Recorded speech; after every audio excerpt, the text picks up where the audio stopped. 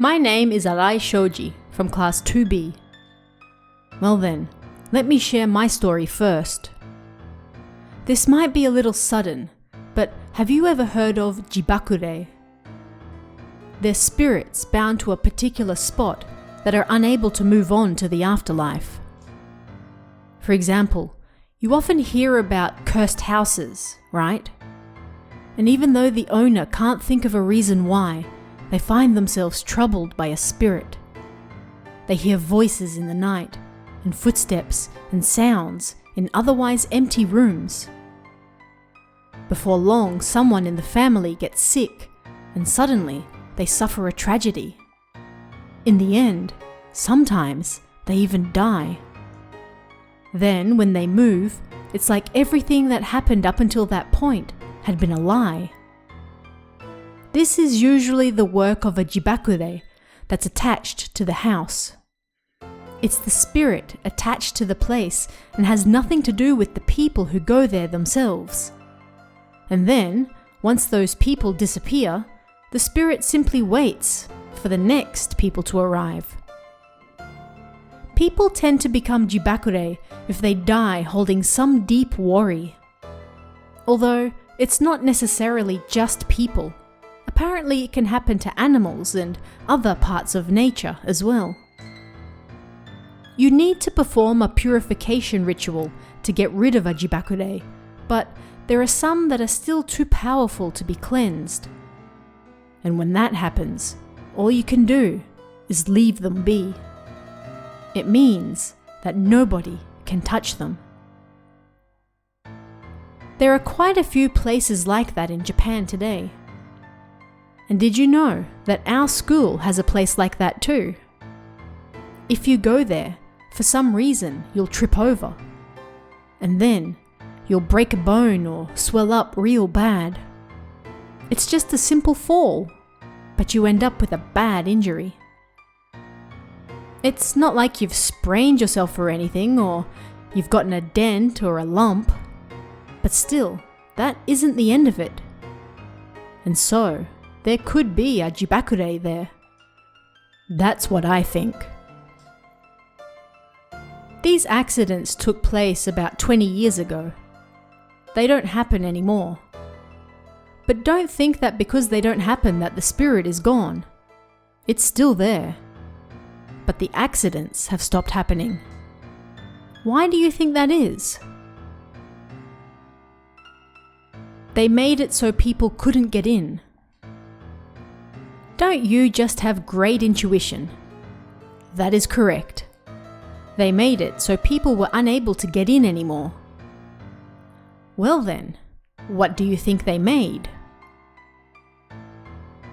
A flower bed.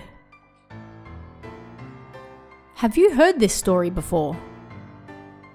There's a flower bed behind the gym, right? That's the place. A teacher who used to work here long ago made it because there were so many people having accidents there. But just because they made a flower bed, it wasn't like people could no longer go in. The gardening club that looked after it were coming in and out all the time. But still, for some reason, the accidents stopped. Well, compared to before, the number of people coming in and out massively dropped. Whether it was because of that or because it was the work of the flower bed, nobody knows for sure. But the fact remains that nothing happened. But when they first made the flower bed, everyone was real careful. They all knew about the accidents back then. The gardening club members looked after the flower bed very cautiously at first.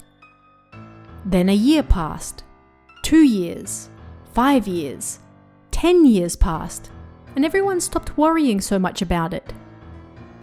They forgot about it. Because ever since then, not a single accident had occurred. The flower bed was huge, and people only entered it on rare occasions. And luckily, there was nobody who tried to mess up the flowers either.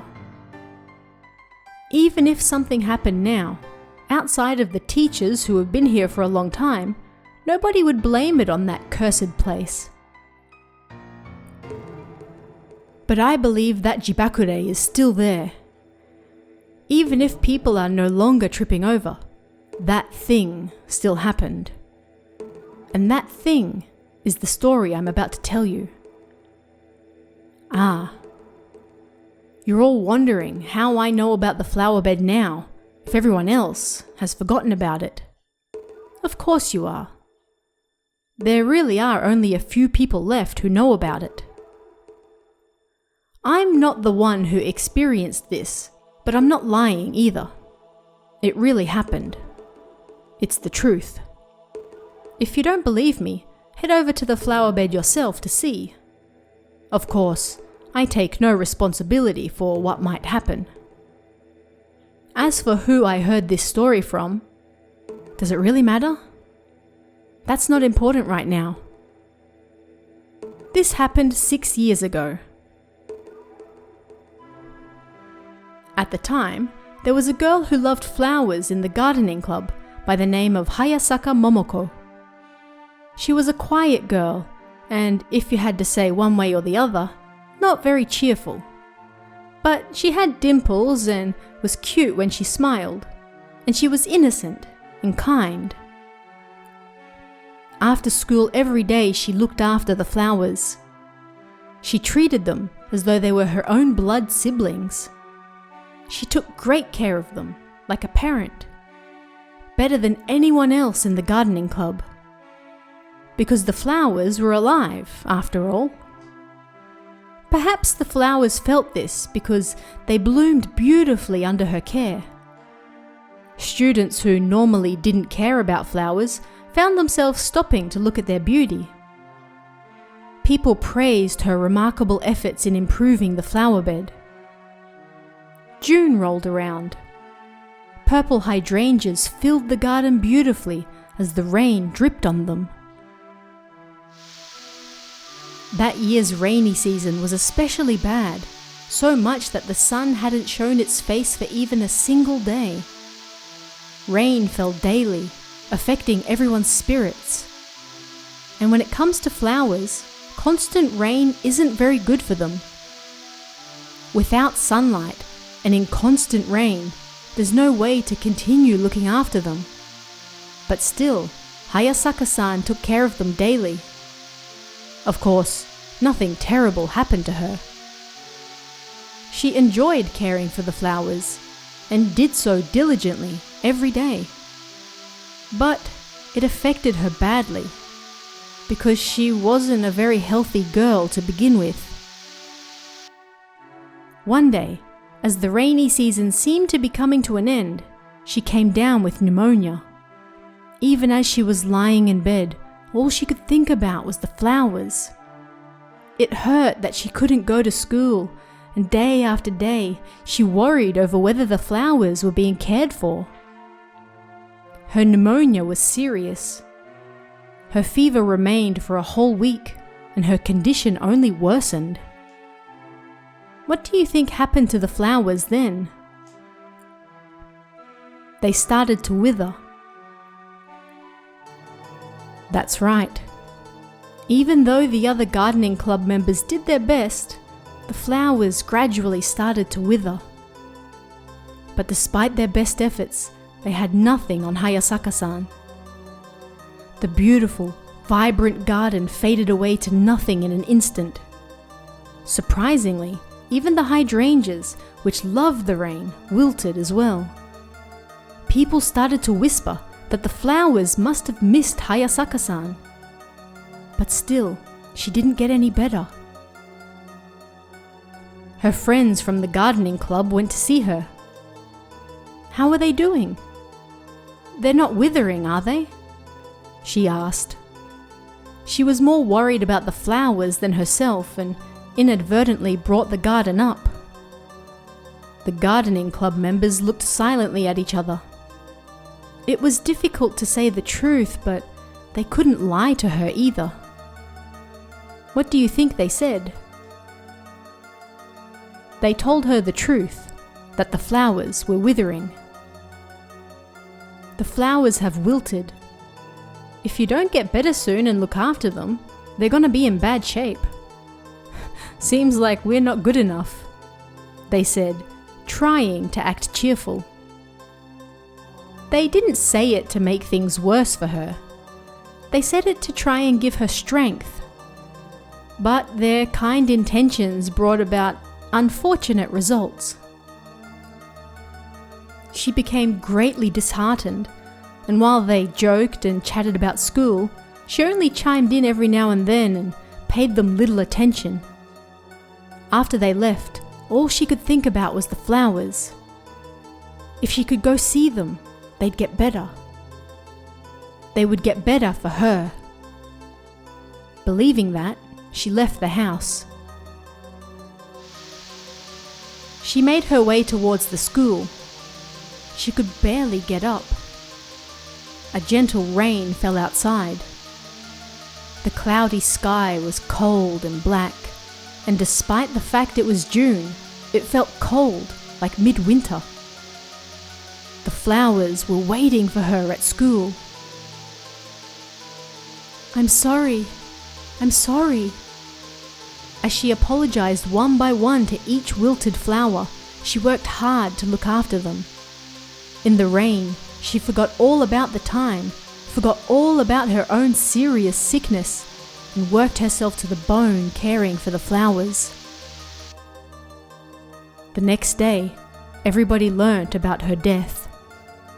She died at home, a smile on her lips. The gardening club members were shocked at the news. They started to think that the shock of their visit might have been what killed her. Then, they went to visit the flowers to pay tribute to her. When they got there, they couldn't believe their eyes. The garden was in full bloom. It was full of hydrangeas. Not only that, they were all bright red. The day before they had been purple, but now they were red, like they'd been dyed in blood. Everyone ran over, surprised. They found Hayasaka-san's handkerchief by the flowers. That was when they realized she had come to care for them. She threw up blood, one of them muttered in a trembling voice. Everyone looked to where he was pointing, and there was a strange dark patch on the ground. There was a clump on the wet dirt that looked like a large amount of blood. Looking closer, the ground around the stalks of the red hydrangeas had all changed color. Everyone felt sad rather than scared. Ever since then, the hydrangeas that bloom in our school have always been red. You've seen them too, right? Those blood-red hydrangeas. That's the story behind them. You want to know how I know that story? To tell you the truth, the gardening club member who told Hayasaka-san about the withered flowers was my older brother. I heard the story from him. He had a crush on her, apparently. He was pretty depressed for a while after that, thinking she died because of what he said to her. Even now he visits her grave to place a red hydrangea on the anniversary of her death. Those flowers are her color, so they suit where she is best, he said. That's no doubt true. I went with him once. The flowers in front of her grave were even redder than the others. There are no other flowers in the world like those strange, beautiful red hydrangeas. And that's the end of my story. Of course, nothing bad has happened in that flower bed recently. But I believe without a doubt that the Jibakure is still there. Spirits can possess you if you're kind to them. If you pity them, they can cause you all sorts of trouble. Don't you think that because Hayasaka-san treated the flowers kindly, that maybe the spirit felt that it was being treated kindly instead? Then it was so happy that it dragged her into the spirit world. My brother said it was strange.